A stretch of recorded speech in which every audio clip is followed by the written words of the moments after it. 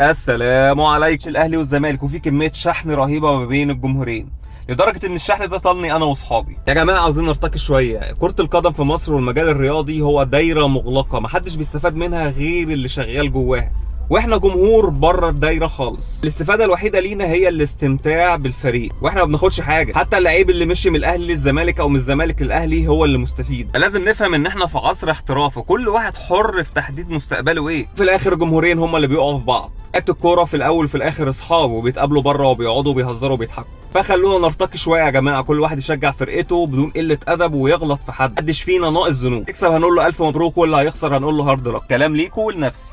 سلام. لكن تعالوا نتكلم بجد عن حجم القطبين في افريقيا. لازم نقول يا جماعه ان اول بطوله افريقيه لمصر كانت منجوي اصلي،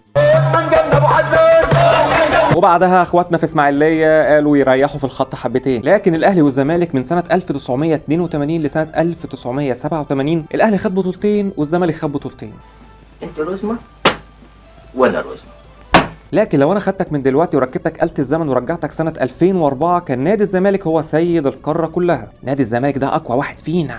الزمالك كان اشهر نادي في القارة كلها، وكان له شعبية كبيرة جدا في القارة وفي الوطن العربي كله. ومش بقول وقتها ان الاهلي ما كانش مشهور، لكن ما كانش بشعبية الزمالك، وده بكلام الناقد حسن المستكاوي. والجدير بالذكر ان اول نهائي قرن واول قضية كانت في ماتش الزمالك والاهلي في نهائي السوبر سنة 94، واللي انتهت بصاروخ وقضية ايمن منصور، واتعمل على الجون ده وقتها زيطة تقريبا زي زيطة الجون بتاع قفشه. وبعد ما كان الزمالك ملك القارة ورايح وجاي ببطولة، وكان اول فريق هيشارك في كاس العالم للانديه، دخل عليه دخول مفاجئ زعيم القاره الجديد، وخد الزمالك الرايه من الاسماعيلي وحب يريح في الخط حبتين، واستلم الرايه المارد الاحمر، رغم انه في الوقت ده كان واخد نادي القرن عشان السبعه اكبر من التسعه حسب اقوال الزملكاويه. لكن الفتره الذهبيه للنادي الاهلي كانت من 2005 ل 2013. الاهلي كان طايح في القاره كلها، صغير بكبير، بالاخضر باليابس، بالقالع باللابس. وصراحه ان الاهلي استغل السكواد العالمي اللي كان معاه والكيمياء اللي كانت بينهم وبين جوزيه، اللي حرفيا ما كانش حد قادر يقف قدامهم بره او جوه. بس حقيقه انا مش عارف الانسان ده كان بيعمل ايه في الفريق ده. فالاهلي بعد ما كان ورا الزمالك في عدد البطولات القاريه، النهارده في 23 الاهلي ضعف بطولات الزمالك. وده بيبين يا جماعه ان الايام دول، اي نعم هي ما بتجيش على الاهلي كتير، لكن هي دي سنه الحياه. وده على فكره ما بيقللش ان الزمالك في حاجه. من سنه 2014 والكفه ابتدت تتعدل سنه، مع الرغم ان الاهلي فارق برضه، فارق كتير. اخيرا الاهلي والزمالك او الزمالك والاهلي هم حرفيا اكبر فرقتين في القاره، تاريخهم كبير وبيشهد على كده. ممكن يتعثروا واكيد الاهلي بيرجع، لكن الزمالك مسير ويرجع تاني. عاوز اقول حاجه اخيره، سواء اهلاويه او زملكاويه، ده هزار وضحك، والهدف منه الترفيه مش اكتر. محدش يشتمني عشان ابويا ميت. سلام عليكم.